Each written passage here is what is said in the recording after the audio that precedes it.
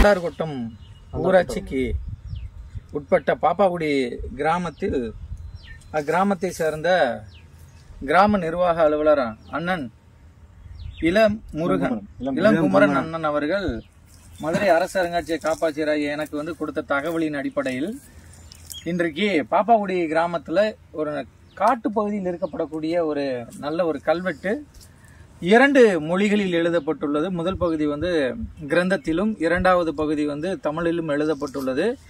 ஒரு மிக அற்புதமான ஒரு கல்வெட்டு. தேசிய நெடுஞ்சாலைக்கு அருகில் அமைந்துள்ள ஊர் இந்த பாப்பாக்குடி கிராமம் என்பது. இந்த ஊரானது, இந்த ஊரில் கிடைக்கப்படக்கூடிய இந்த கல்வெட்டுல ஏறத்தாழ பார்த்தீங்கன்னா ஒரு 50 வரிகளுக்கு மேலான நல்ல ஒரு கல்வெட்டு உள்ளது. அந்த 50 வரிகளில் முதல் பகுதி சமஸ்கிருத பகுதிகளிலும், அதற்கு அடுத்த பகுதியில் தமிழ் பகுதிகளிலும் எழுதப்பட்டுள்ளது.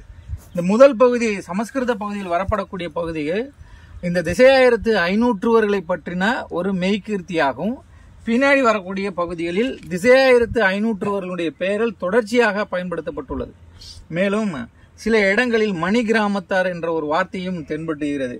ஆக இந்த அடிப்படையில் இந்த கல்வெட்டானது மிகவும் மிக மிக முக்கியமான ஒரு கல்வெட்டு. மதுரை மாவட்டத்தில் கிடைத்துள்ள கல்வெட்டு. இவற்றில் இந்த திசையாயிரத்து 500 பற்றி தொடர்ச்சியாக பெயர் வருவதனால, அதோடு மட்டுமல்லாமல் ஐயப்புலில் வளநாடு என்ற ஒரு பெயரும் உள்ளுக்கு இடப்பட்டிருக்கு. ஐயப்புலில் என்பது பார்த்தீங்கன்னா கர்நாடகா மாநிலத்தில் உள்ள ஐஹோலே என்ற இடத்தில் தான் முதலியாக இந்த திசையாயிரத்து 500 என்பவர்கள் தங்களுடைய வணிக குழுவை ஆரம்பித்து, அவர்கள் பின்னாடி தமிழ்நாட்டு பகுதிகளுக்கு டிராவல் பண்ணி இந்த பகுதியில் வாணிபத்தை அதிகமாக மேற்கொண்டிருக்கிறாங்க.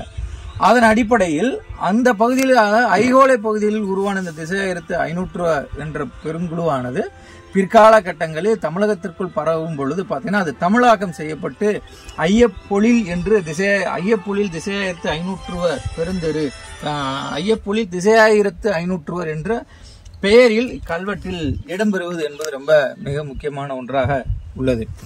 மேலும் இதனுடைய தொடர்ச்சியாக இந்த கல்வெட்டானது இறுதி வரை பகுதியிலும் எழுதப்பட்டுள்ளது என்பது ரொம்ப மிக முக்கியமானது.